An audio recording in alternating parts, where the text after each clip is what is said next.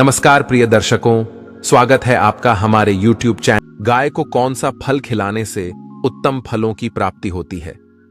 इस प्राचीन कथा के माध्यम से हम जानते हैं गाय को कौन सा फल खिलाना चाहिए। दोस्तों, एक समय की बात है, देवर्षि नारद भगवान शिव के दर्शन करने के लिए कैलाश पर्वत की ओर निकल पड़ते हैं। तभी उन्हें रास्ते में अनेक गायें दिखाई पड़ती हैं और गायों के साथ अनेक शेर भी घूम रहे होते हैं। दर्शकों, हम कहानी शुरू करें और आप इस वीडियो में खो जाएं। इससे पहले अगर आप हमारे चैनल पर पहली बार आए हैं तो हमारे YouTube चैनल को सब्सक्राइब करें। प्रिय दर्शकों, अगर आप भी भगवान श्री कृष्ण को सच्चे दिल से मानते हो तो कमेंट में सच्ची श्रद्धा से जय श्री कृष्ण जरूर लिखें। समय हुआ, तभी उन्हें एक मनुष्य दिखाई पड़ता है जो गायों के साथ खड़ा है और उन्हें भोजन करा रहा है। देवर्षि नारद उस मनुष्य के पास जाते हैं और पूछने लगते हैं, हे विप्रवर, ये कौन सा प्रदेश है? ये स्थान बड़ा ही विचित्र दिखाई पड़ रहा है। गाय और शेर एक साथ घूम रहे हैं, दोनों को एक दूसरे का भय नहीं है। तब वह मनुष्य कहता है, हे मुनिवर, ये कैलाश पर्वत है। यहां पर भगवान शिव की बड़ी माया फैली हुई है, इसी कारण से यहां पर कोई हिंसा नहीं करता है। शिव की माया से ही इस दुर्गम प्रदेश में सभी पशुओं को उत्तम भोजन की प्राप्ति हो रही है। ये बात सुनकर देवर्षि नारद भगवान शिव से मिलने के लिए उनके स्थान पर जाते हैं। देवर्षि को देखकर भगवान शिव कहते हैं, आइए देवर्षि, कैलाश में आपका स्वागत है। आज किस प्रयोजन से कैलाश पर आपका आगमन हुआ है? देवर्षि कहते हैं, हे भोलेनाथ, मन में आपके दर्शन करने की इच्छा हुई सो चला आ गया। आपके दर्शन करने मात्र से ही सभी कष्ट समाप्त होते हैं प्रभु। भगवान शिव कहते हैं, हे देवर्षि, फिर भी आपके मन में कोई न कोई शंका तो अवश्य होगी, इसीलिए आप निसंकोच होकर पूछिए। देवर्षि कहते हैं, हे भोलेनाथ, आप तो सब कुछ जानते हैं, फिर भी पूछ रहे हैं। यदि दास को आज्ञा दे तो पूछने की चेष्टा करता हूं। हे भोलेनाथ, आप तो पशुपतिनाथ हैं, इसीलिए आप समस्त प्राणियों के रहस्य जानते हैं। आज मैं आपके पास गौ माता के महात्म्य को सुनने के लिए आया हूं। गौ माता को सबसे अधिक प्रिय चीज कौन सी है तथा उन्हें कौन सी वस्तु खिलाने से मनुष्य के दुख दूर होते हैं? भगवान शिव कहने लगते हैं, हे देवर्षि, आपने समस्त मानव जाति के कल्याण हेतु उत्तम प्रश्न किया है। इस प्रश्न का उत्तर देने से पूर्व मैं आपको इससे जुड़ा एक प्राचीन इतिहास कहता हूं। इस प्राचीन कथा के माध्यम से आपकी सभी शंकाओं का समाधान हो जाएगा, इसीलिए आप इस कथा को ध्यान से पूरा सुनिए। जो भी इस कथा का श्रवण करता है उसके समस्त पापों का नाश होता है, उसे दुर्गम से दुर्गम स्थान में उत्तम फल की प्राप्ति होती है। देवर्षि कहते हैं, हे भोलेनाथ, आपके मुख से इस कथा को सुनना मेरा परम सौभाग्य है। कृपया आप इस कथा को अवश्य कहिए। मैं इसे ध्यानपूर्वक सुनूंगा और इसका प्रचार करूंगा। फिर भगवान शिव नारद जी को कथा सुनाने लगते हैं। हे देवर्षि, पूर्वकाल की बात है, पृथ्वीलोक पर दाशेरक नाम का जो देश है, उसके पश्चिम भाग में एक अत्यंत दुर्गम मरुस्थल है।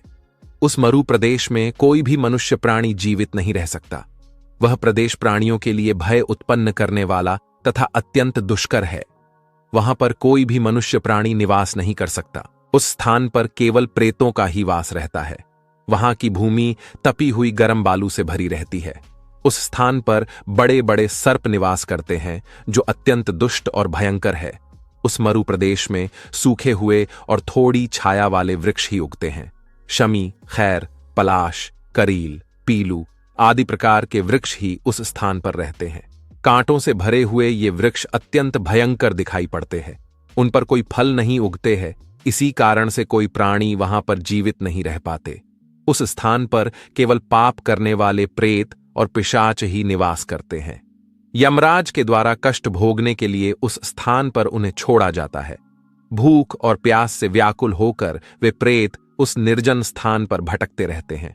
उस मरुस्थल में बहुत थोड़ी वर्षा होती है, आकाश में बादल भी कम ही दिखाई पड़ते हैं। पीने के लिए कहीं पर भी जलाशय नहीं होता है। भूमि पर जो जल गिरता है वह भी तुरंत ही अदृश्य हो जाता है। फिर एक दिन एक बनिया अपने साथियों के साथ उस निर्जन स्थान की ओर चलने लगता है। फिर दुर्भाग्यवश होकर वह अपने साथियों से बिछड़कर उस निर्जन स्थान में पहुंच जाता है। उस मरुस्थल में वह इधर उधर भटकने लगता है और अपने साथियों को खोजने लगता है। बहुत देर तक इधर उधर भटकने के पश्चात उसके मन में भ्रम होने लगता है। अधिक समय तक चलने के कारण वह भूख और प्यास से पीड़ित हो जाता है। उसे अपनी प्यास बुझाने के लिए कहीं पर भी जल दिखाई नहीं पड़ता है। फिर एक स्थान पर खड़ा होकर वह चारों ओर देखकर सोचने लगता है, किस दिशा में गांव है, किस दिशा में जल है, मैं कहां जाऊं? लगता है अब इसी स्थान पर मेरी मृत्यु हो जाएगी। इतना सोचकर वह भगवान विष्णु की आराधना करने लगता है। फिर उसी समय उसे कुछ प्रेत दिखाई पड़ते हैं जो उसी की तरफ आ रहे होते हैं।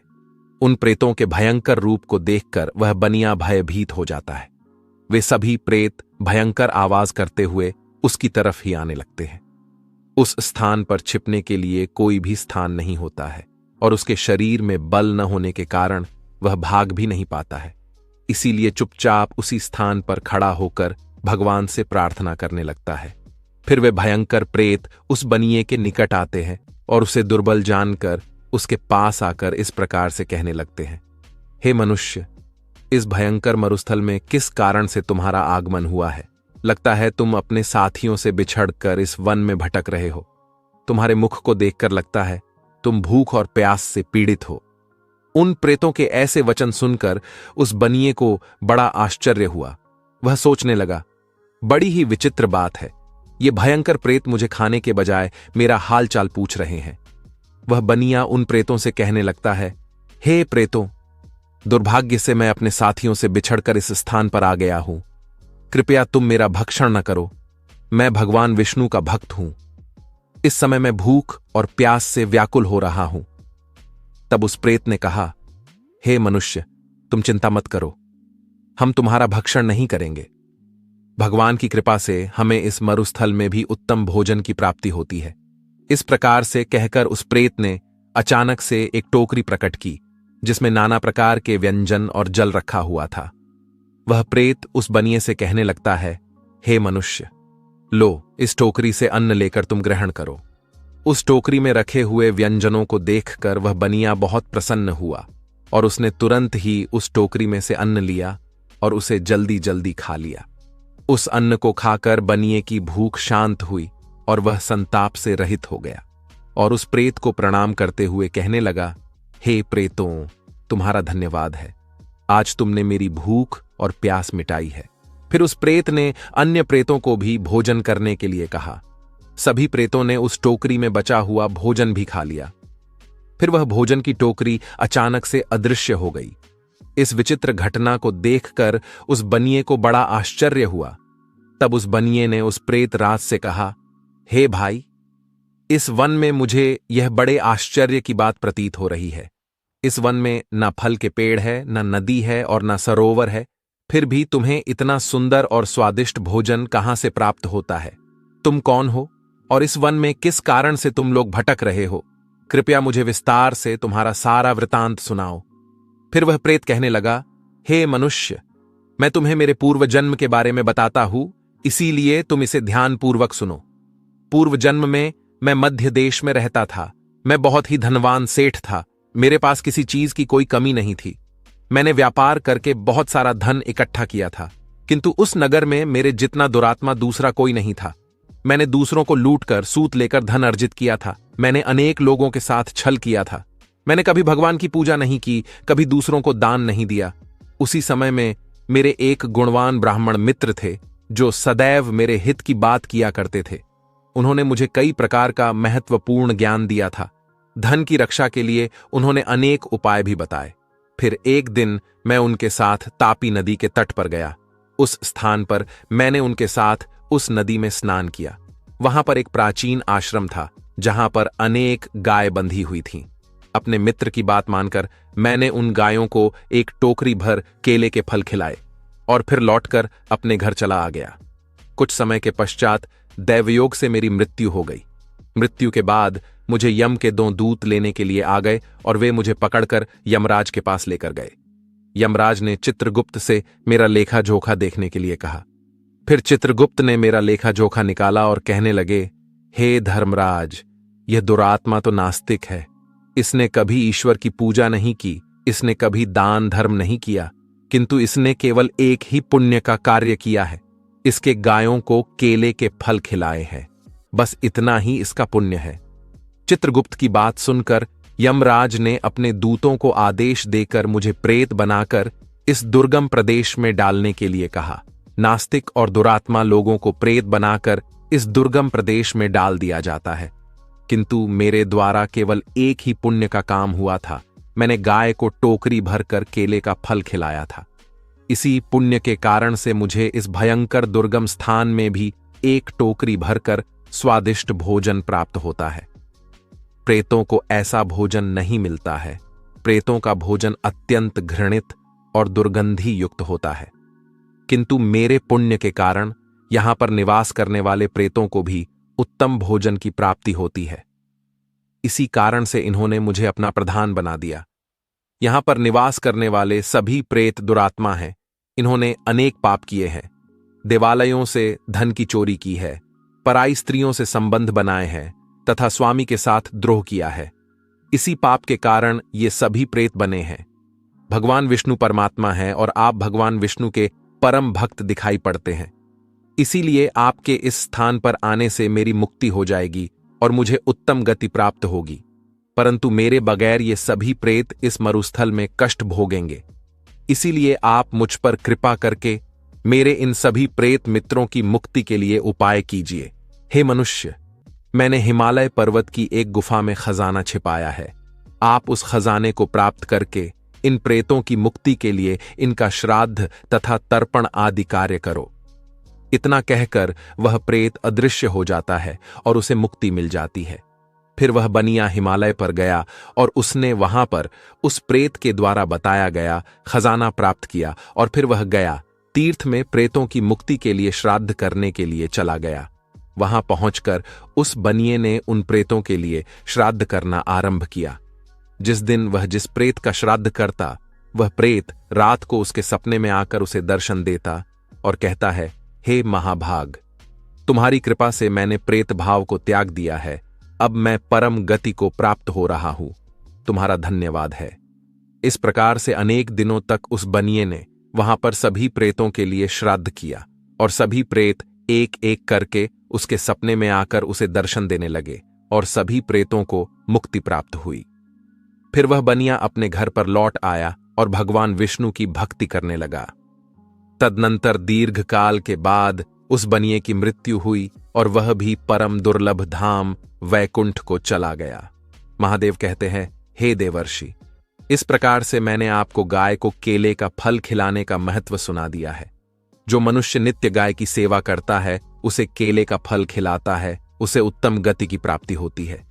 गायों के 6 अंग गोबर, मूत्र, दुग्ध, दधि और घृत ये अत्यंत पवित्र और शुद्धि के साधन भी हैं। गोबर से बिल्व वृक्ष उत्पन्न हुआ जिसमें मेरा ही वास होता है। गोबर से ही कमल के बीज उत्पन्न हुए हैं। गोमूत्र से गुग्गुल की उत्पत्ति हुई है जो देखने में प्रिय और सुगंधि युक्त है, जो सभी देवों का आहार है। संसार में मूलभूत गोदुग्ध से उत्पन्न है।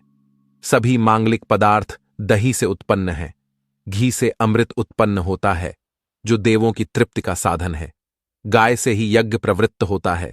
गौ माता के शरीर में 33 कोटि देवी देवताओं का निवास होता है।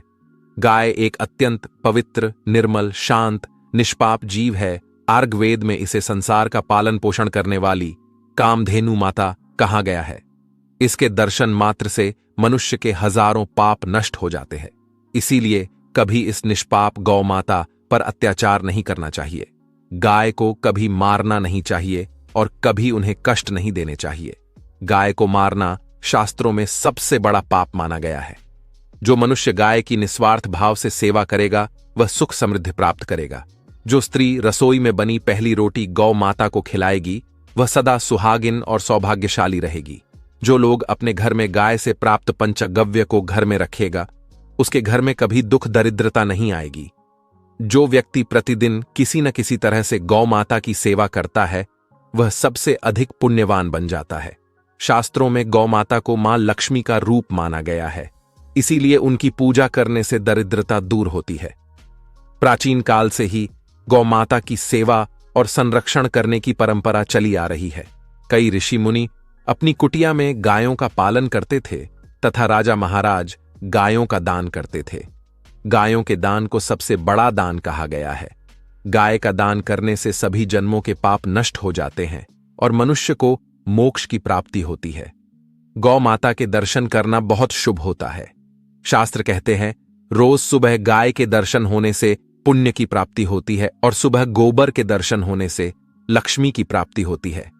अगर किसी महत्वपूर्ण कार्य के लिए जा रहे हैं और अचानक ही गौ माता आपके रास्ते में आ जाती है तो वह कार्य निश्चित ही सफल हो जाता है। किसी भी यात्रा पर निकलते समय अगर गौ माता के दर्शन हो जाए तो वह यात्रा सुखपूर्वक पूर्ण हो जाती है, इसमें संशय नहीं है। अगर घर में धन की समस्या है तो गुरुवार के दिन गाय को केले का फल खिलाना चाहिए, इससे दरिद्रता दूर होती है। गौ माता के पीठ पर एक उभरा हुआ कूबड़ होता है। उस कूबड़ में सूर्य केतु नाड़ी होती है। जब भी द्वार पर गौ माता पधारे तो इस कूबड़ को एक बार जरूर स्पर्श करे। इससे जीवन से सभी रोगों का अंत होगा और धन संपत्ति की प्राप्ति होगी। शास्त्रों में कहा गया है, जो मनुष्य तन मन धन से गौ माता की सेवा करता है वह मृत्यु के बाद वैतरणी नदी को गौ माता की पूंछ पकड़कर